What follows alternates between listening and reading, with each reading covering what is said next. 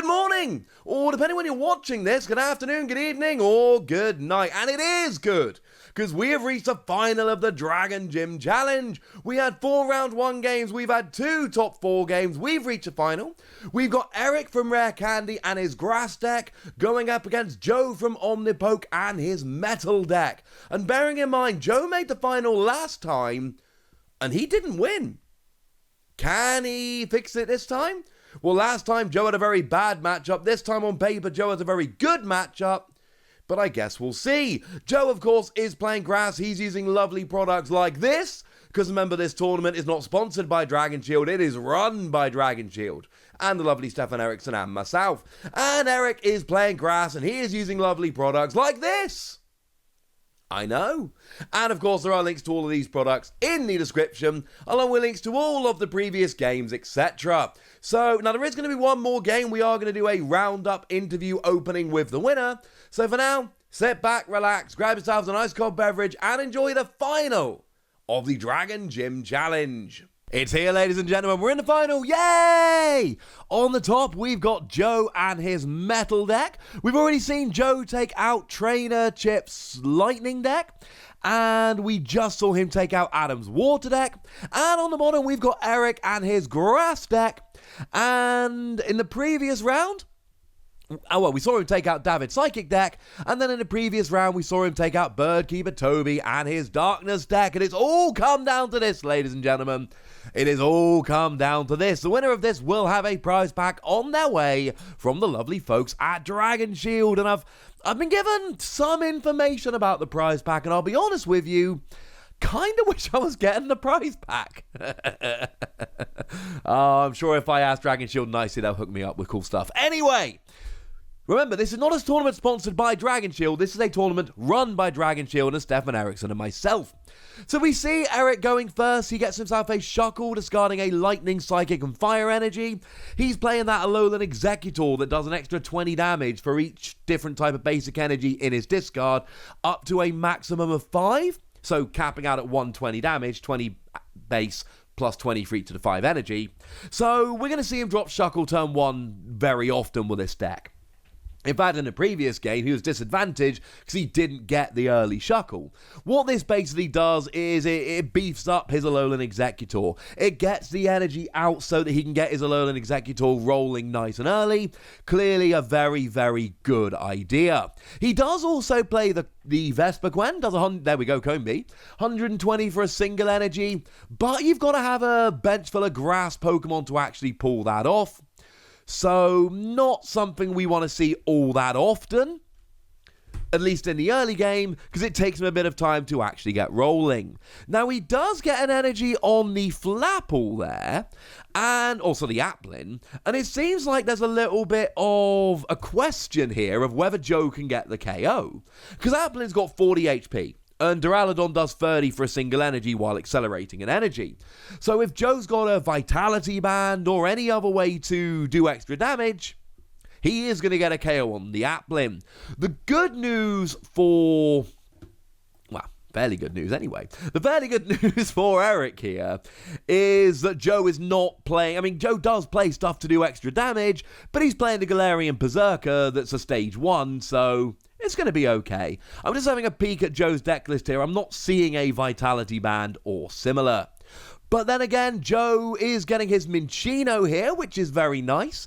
We saw on the previous turn, Eric did a big search through his deck. Joe's doing the same thing here. This is standard, right? It's a best of 1 series. It's the final. Both players hopefully want to win this. I'd be very upset if we chose some people who would make it to the final and not want to win. So, both of these players are having a good look through, trying to figure out what's prized, because especially, remember, this format, we're only allowing 2 of each type of card other than basic energy.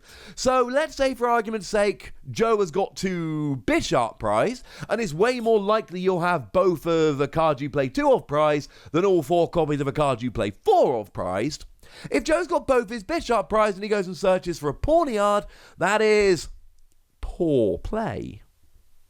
But it looks like there must be a Bisharp in his deck. Now, Joe gets the Galarian Meowth down as well, and he drops a Marnie. So both players shuffle their hands and put them on the bottom of their decks. Joe is going to draw 5 cards. Eric is going to draw 4. Joe just wants an energy here. I don't think he's got an energy in the discard, so getting an energy in the discard would be cool. So maybe like a quick ball and 2 energy, but that's asking quite a lot. He does get another Galarian Meowth. Remember, 2 of them out meter does an extra 40, and that's going to be relevant here. Now, the thing about Joe is Joe's done a metagame analysis here. He knows that Alolan Exeggutor is a very, very good card, and he knows that Eric's playing this because Eric just played the Shuckle. So Joe knows that he's going to need to do 160 to get a KO. Bisharp does 120. Each Galarian Meowth lets him do an extra 20. So that means that with 2 Galarian Meowth, a Bisharp can actually one-hit KO on a Alolan Exeggutor.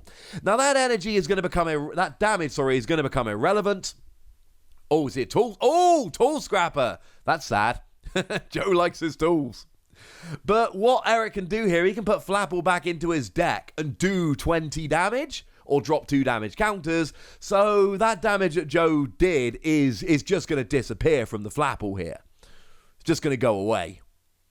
Now we do see Professor's research coming down from Eric here. And that's going to just get him an extra hand of 7 cards. Hopefully, I mean, he needs some attackers here. He doesn't actually have any attackers right now.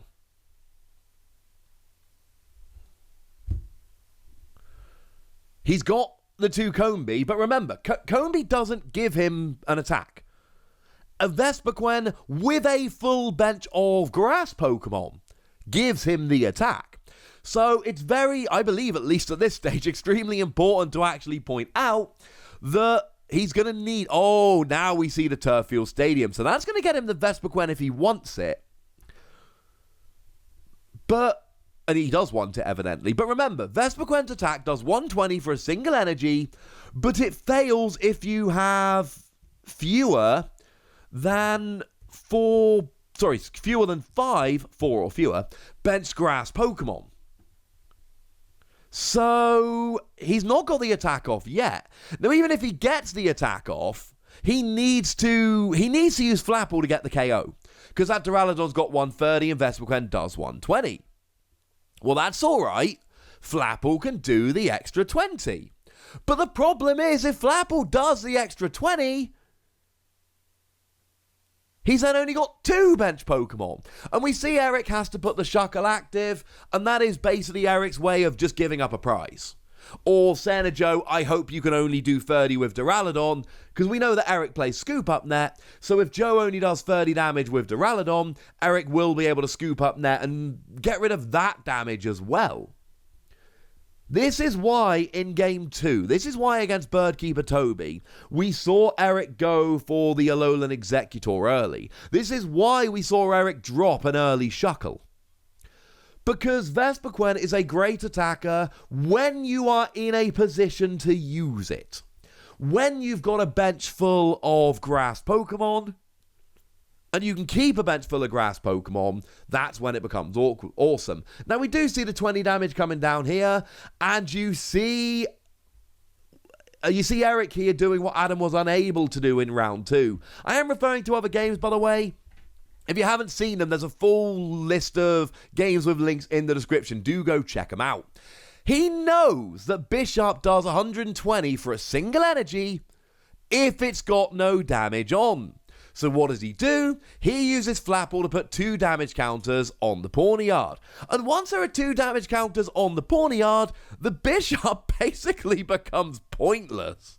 It just becomes a rubbish card. Because when there's damage on, it does 30 damage for 1 energy or 90 for free. And I love that. Now, let's just go slightly deeper into that play from Eric there. You notice that Joe did put a Metal Goggles down, and Metal Goggles stops your opponent dropping damage counters from attacks or abilities, like, for instance, Flapple. So what Eric actually did was get rid of the Metal Goggles, and then drop the damage with the ability. Joe played it so well. Joe knows that Flapple is going to turn his Bisharp off, as does Eric. So we see Joe benching it with the Metal Goggles to try and stop Eric. And then we see Eric using the combination of Tall Scrapper and the ability, and that's just good plays all round. Now we do see the capture energy coming down from Joe onto the Duraludon, and that means that we are seeing quite nicely that Joe's got that Jirachi just ready to go here.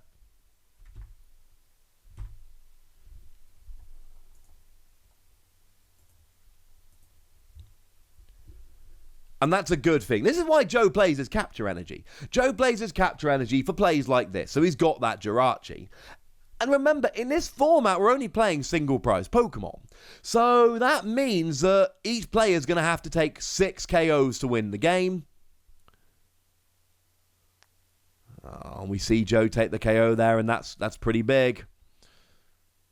Joe gets the KO on the Shuckle, and this is starting to look not great for Eric here, if I'm honest with you.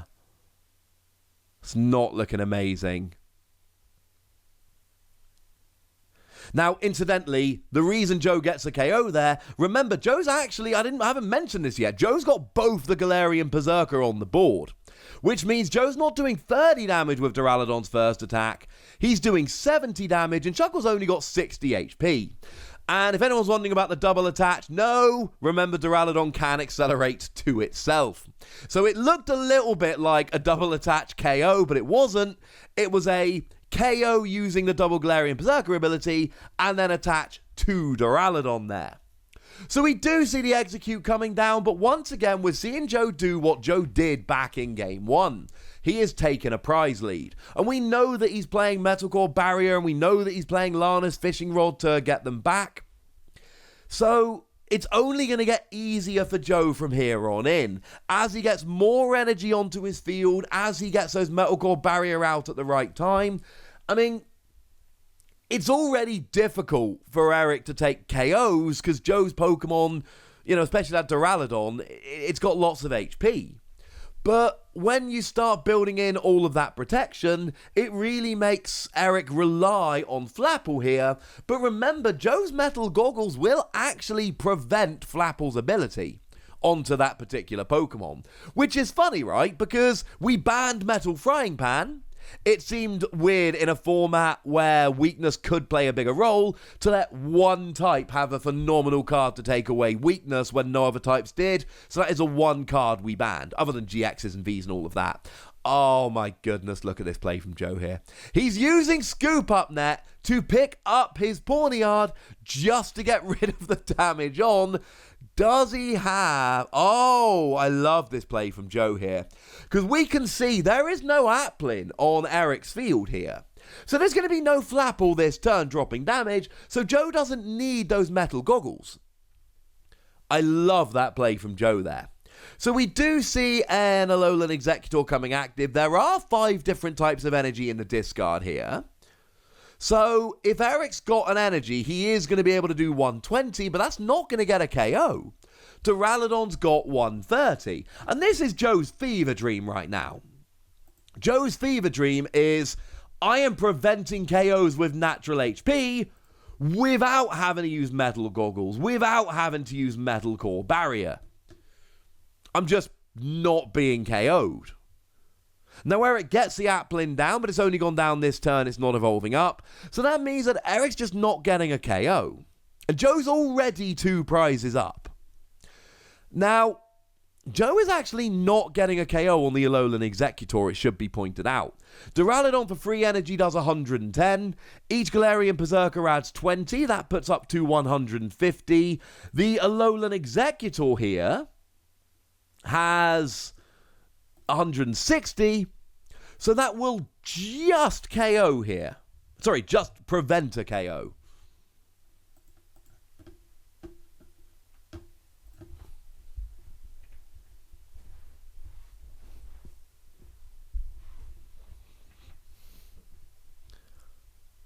And that's good for Eric. That's going to help him out. Now, we do see a netball coming down here. I mean, the combination that Eric's got... Now, I was just about to say he hasn't got himself a Trico yet, but there comes a Trico. Remember, Eric's... Because he's going full grass, and he has to for Vespiquen. Because of Vespiquen's attack, Eric has to go full grass here. Now, has that Applin come down? Was it there last turn? I don't think it was down last turn. Okay. I don't think he can evolve it this turn. I might be wrong. I might be misremembering. No, okay, I didn't think he could. Because obviously that would have been crucial. That would have been a huge difference. That would have been getting a KO and knocking all of Joe's energy off the board, rather than being 10 damage short of a KO. And the thing is, Joe's not going to get a KO on this Alolan Executor, and I don't think it really matters. Because Joe's up by 2 prizes. So let's say Joe just hits, doesn't get a prize, and Eric takes a prize.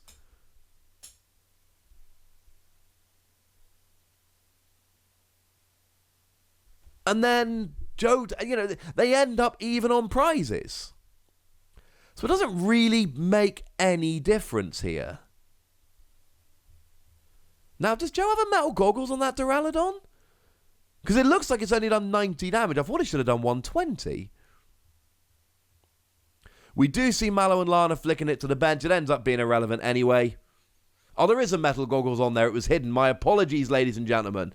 Or is that a capture energy? It doesn't matter. Mallow and Lana would have healed off the full 120 energy.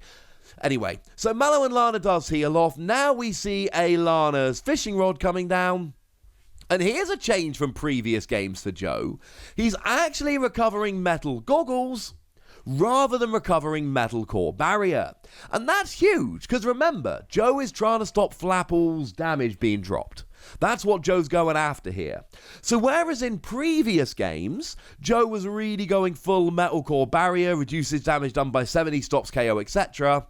In this game, not only will Joe be reducing damage done by 30 using metal goggles, he will actually be preventing Flapple dropping damage counters on that chosen Pokemon.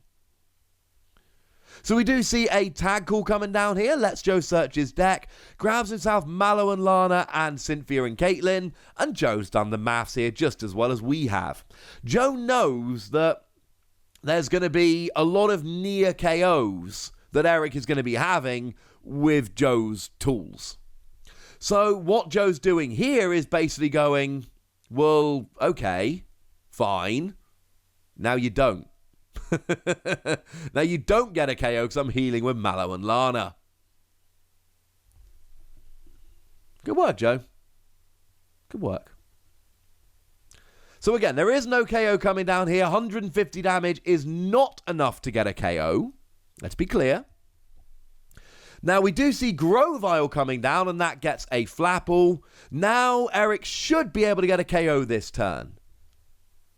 Oh, and he's got the scoop up net. Oh, I like this, ladies and gentlemen. We see the scoop up net coming down to save the Alolan Executor, playing Prize Denial. And that combination of Flapple and Vespiquen, we're still going to need 2 more Pokemon from Eric. Now, Grovyle will get one of them if he hasn't already used it, which he might have done. But remember, Turffield Stadium only gets an evolution Pokemon. So there's one. He will need 1 more Pokemon here. I guess it looks like he hadn't played Grovyle. He probably used Turffield Stadium instead. Now we get the Applin coming down, and this is really nice. Oh! I stand corrected. He's actually dropped the damage onto Bisharp here, or Pawniard, which I get, turning off Bisharp for future turns, but this should leave him 10 damage shy of a KO. Unless there's a Vitality Band in his deck? Does he play Vitality Band? I'm not seeing it in Eric's deck list. But here's the awkward thing, because if Eric gets a KO on the Duraludon using the Flapple, then Joe can bring up the Bisharp and get a KO. So, it's an awkward decision whichever way you slice it. But then again, Eric does know that Joe has got that Mallow and Lana in hand. He saw him search it out. So if he only does 120 this turn, Joe is going to flick to the bench and just heal it all up. And then get a KO on the Vespiquen and go up by 3 prizes. And we saw in the previous game, when Joe goes up by 3 prizes, things look bad.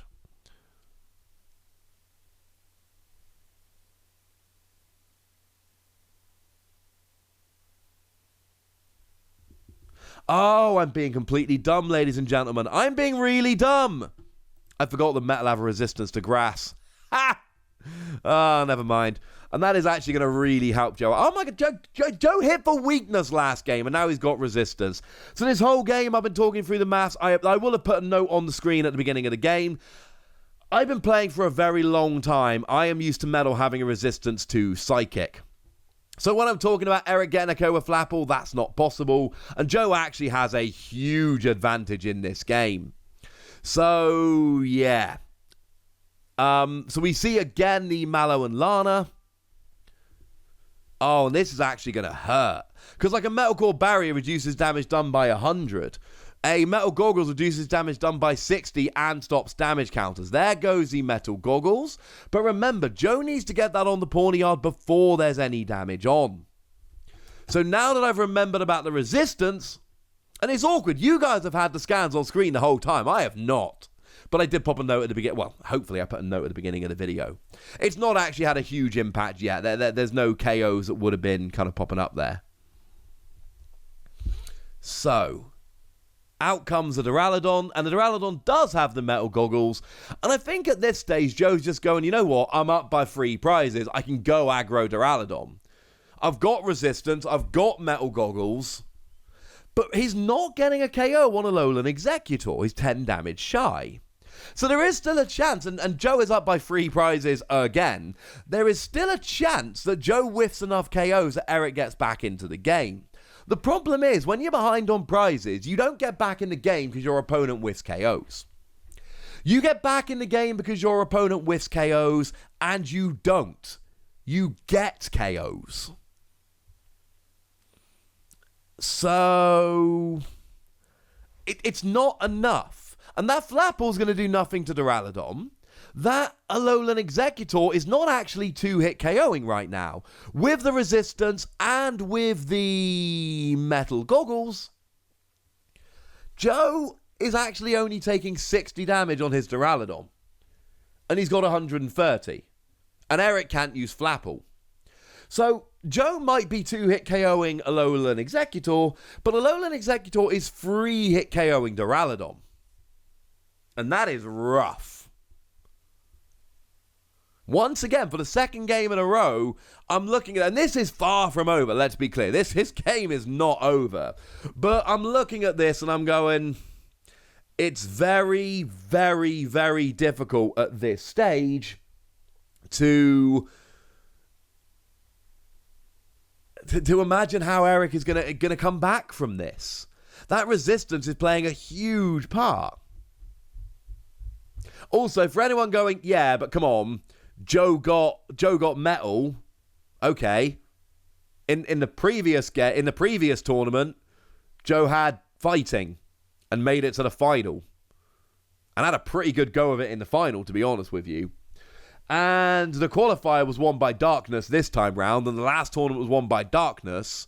And Metal went out in round 1 last time, so let's be clear. And also Grass, to be fair, Metal and Grass both took a round 1 exit in the first Dragon Gym Challenge. And the differences between the last one and this one are we're playing best of 1, Rebel Clash is legal, and we've banned Prism Stars. They're very similar formats. So I really love seeing 2 typings that went out round 1 last time, completely different builds making the final. I mean, last time Grass was a Rillaboom deck, and Metal was a Metagross deck. Also, we seem to have found the sweet spot, and it's stage 1s. Turns out stage 1s is a sweet spot for this format. If we do a Dragon Gym 3, it will be really interesting to me to see whether we actually see just a flood of stage 1s. So we do have a Mount Coronet on the field for Joe. That is allowing him to grab his energy as he needs them. We can see he's only taken 60 damage from the Alolan Executor. There is actually a dragon version of that card, but weirdly enough, and deliberately so, in the Dragon Gym Challenge, the types we are not allowing anyone to play are Fairy and Dragon. So we do see the 150 there. It's not enough to get a KO, but if you're Eric here, you've got to be a little bit worried. Because you know your Pokemon, you know your damage cap, you know that both your main attackers are doing 120. And you also know that the way you get around that damage cap of 120 is by dropping damage counters using Flapple. But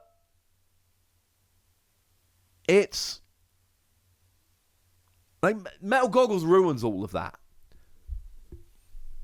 Now, we do see a Flapple come, and don't get me wrong, Flapple can still take out the bench.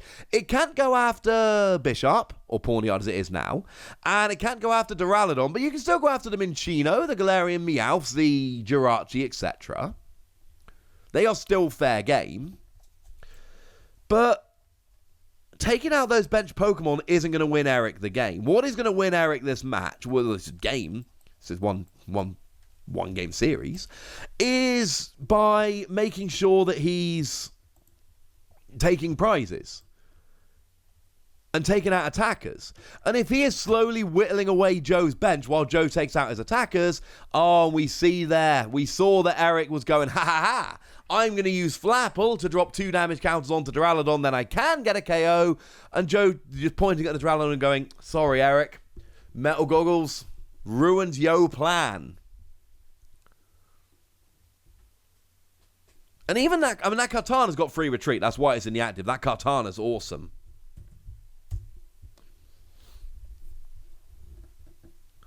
But, you know, if you have exactly 4 prizes remaining, you do 130. And that's what's so annoying here. Firstly, Eric doesn't have 4 prizes remaining. But secondly, you've got the weakness, you got the resistance, and you got all the stuff like Metal Core Barrier. So in most games, Eric would be looking at 130 HP Pokemon and going, well, you know what? When I got 4 prizes remaining, Kartana's going to get me an easy prize, you know, 1 energy, basic Pokemon. No! And Kartana gets 1 hit KO'd by Duraludon's first attack while Joe accelerates energy. And here we are just, I mean, let's be clear. Joe has built his deck to not give up prizes. And he is being helped out massively here by the resistance. But that's not the only thing that's keeping him in the game.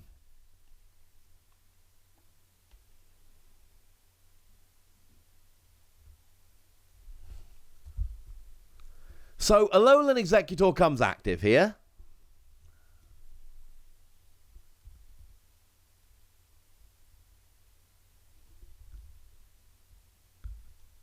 And again, we got 60 damage done.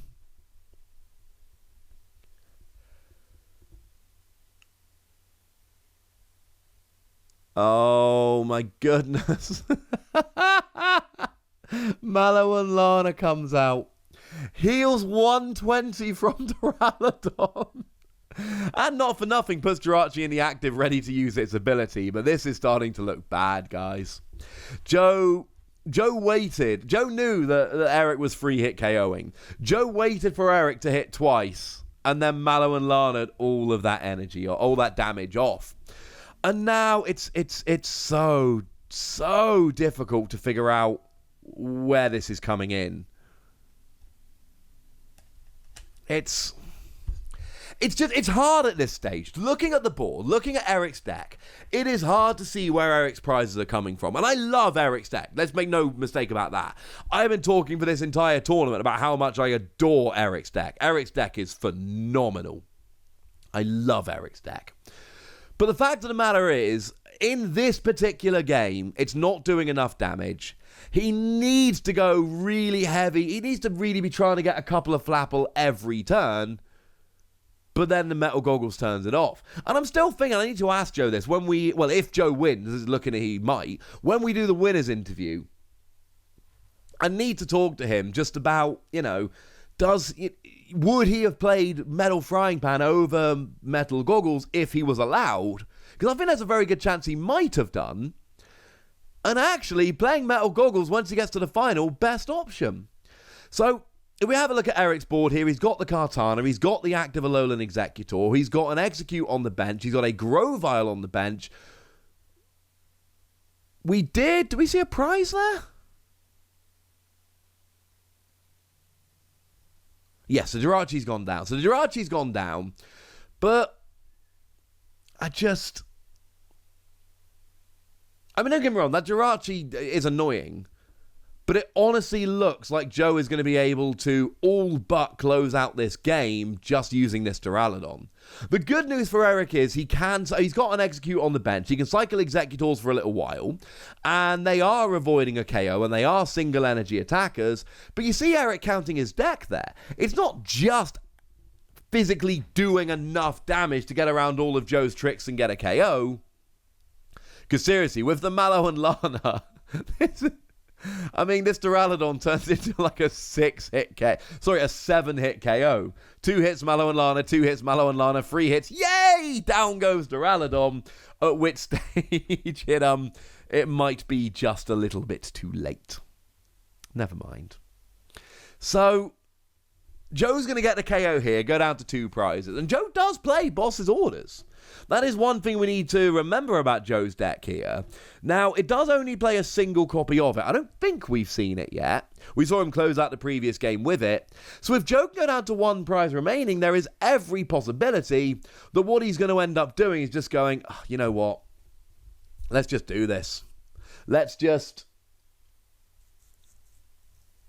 Boss's Orders for the final prize. Now, we do see that Bishop coming down, and Joe's actually got 2 energy on there.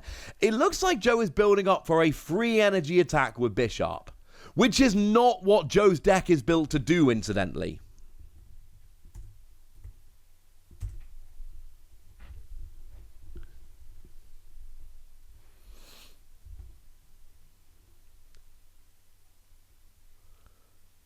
But he's had it turned off by some really clever play from Eric, so it ends up being his only choice. And I mean, both players, we are seeing some good play here. One of the things I really love about doing stuff like the Dragon Gym Challenge, because this is an optional thing for me, right? This is Stefan and Dragon Shield came to me and went, hey, do you want to be involved? And I did, and the first one wasn't easy, and then the second one we put like we said in the intro video, we put some changes in play and made it better, and I like doing stuff like this, and part of the reason is, this is how you get really good at a game like Pokemon. Playing in alternate format tournaments. Because this forces you to think in a different way. There are very, very, very, very, very few games in real tournaments where one player is actually having to use their Flapple to drop damage onto a Pawniard so that Bishop's not doing extra damage. It is a play that you are just never going to make. If you're playing Pikarom against Dragapult all the time, you will see the same plays over and over again. When I'm playing Excadrill against Pikarom, I saw players over and over and over again. Oh, he's playing Excadrill. I'm going to put the energy onto Raichu and Alolan Raichu. And that's a bad play, incidentally. I see why they did it, but the better play was to get the energy onto Pikachu and Zekrom, cross their fingers that I don't get an Excadrill, and take out both Excadrill and Drillbur.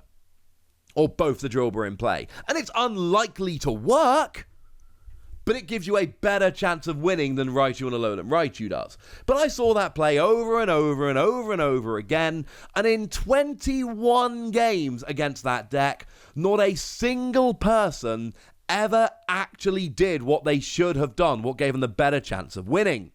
They were so focused on, if I get the energy on Raichu and Alolan Raichu, my opponent needs a Diancie to get a KO.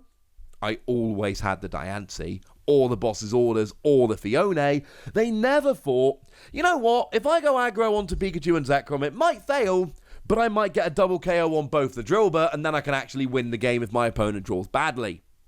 That's what these games do. These games force you into weird plays with weird cards you don't usually play. Now, while I was going on that little diatribe, we actually saw that Eric used Applin, hit heads, and during Joe's turn, you prevent all damage done to that Applin by attacks.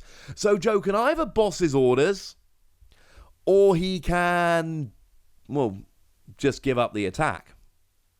And when I say give up the attack, Joe's allowed to do this.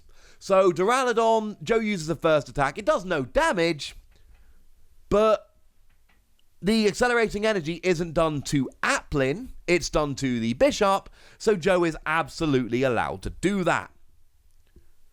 Bit of a shame for Joe, of course. Had Eric flipped tails, the game would basically be over, but is anyone actually going to have sympathy for Joe in this game? I don't think they are. This game has, it's gone Joe's way. Joe has done and Joe has played it beautifully, let's be clear. But this is a game where if Joe played well, as he has done, you've got to put him in as a favourite in this game. And Joe has played extremely well. It's very easy in a game like this to not attach your tools correctly, promote the wrong Pokemon, not have your Mallow and Lana in hand at the right time.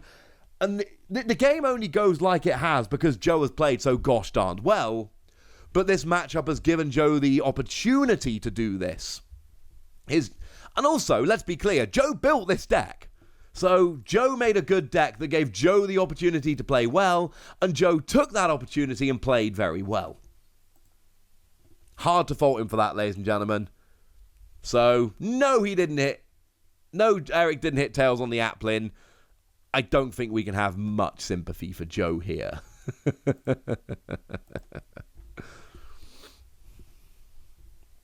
So, and there's very, very little left in Eric's deck here.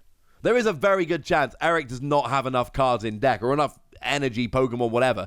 Eric is running very low on resources here, and we see him kind of recovering some, but with an ordinary rod. But there's a chance here that Eric literally does not have the resources he needs to take 5 prizes. Not with everything going on here.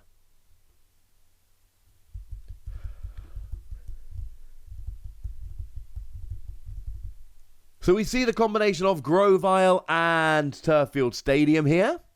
Now we do see Flapple being used. It's going to drop 2 damage. And then Grovyle and... yeah.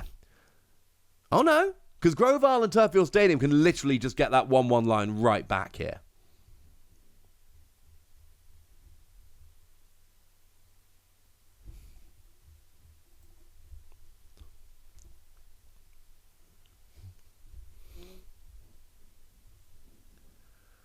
Okay, so there goes the Alolan Executor. Does he have an energy? I don't think. I mean, it wouldn't make for a very exciting end to the game, but I don't think... because Joe's only got 1 boss's order, so I don't know if Eric actually knows that. There is a chance here that if Eric can hit enough heads in a row, he can actually deck Joe out. It's a Tails. That's a 5, I think. I think that's a 5. Might not be. But if Joe can take a KO here, then that really is game. Because Joe takes a KO, and then at some point Joe gets his boss's orders, and then that boss's orders takes the last prize off like a Kartana or an Applin on the bench. And at that stage, the game is just done. The thing is, even the decking out isn't going to work, because Eric's got fewer cards left in his deck than Joe. So... that's and I love emergency plays, right? And it's not, like using that Center Scorch that does 30 damage for every head you flip until you flip Tails. The chances of flipping like 10 heads in a row to get a KO on a VMAX is slim, or 12 or 13 really, or 11 or 12. But it's possible. I love those emergency plays, and we've all done it. I won a game once when I flipped 7 heads in a row on Bubble. My flipping luck is generally very poor. I did once win a game when I flipped 7 heads in a row on Bubble using Froakie. It was weird and dumb and not the way I wanted to win the game, but I don't care. I once won a game flipping 7 heads in a row because I literally could not win the game. Oh, and Joe uses Synth... so it turns out boss orders has been used, but Joe uses Cynthia and Caitlin to recover boss's orders there. One of the ways Joe gets around only being... well, he only plays 1, but this is one of the ways he can justify only playing 1. And Eric has still only taken a prize, and that Duraludon is not in KO range. So it looks like there was a heads. We were essentially looking through the die, so we couldn't really see what number was on it. Never mind. So, Joe's still got 2 prizes left to take, but he's got a boss's orders. Does he have another Cynthia and Caitlin? Because I could potentially get it back. There's the Flapple. And he uses Turffield Stadium here. Get another Flapple. Could we actually see? So there goes 1 Flapple. Oh my goodness, what am I doing? Eric can deck out. Eric cannot deck out because of Flapple. If Eric always makes sure he runs his turn... oh my goodness, there's 2 mistakes I've made in this video. Sorry, ladies and gentlemen, how silly of me. But if Eric goes properly here, he can make sure that he literally cannot deck out because of Flapple. Because of that? Yeah, Flapple. Flapple will put 2 cards on the bottom of his deck, so Eric literally cannot deck out if he plays this properly.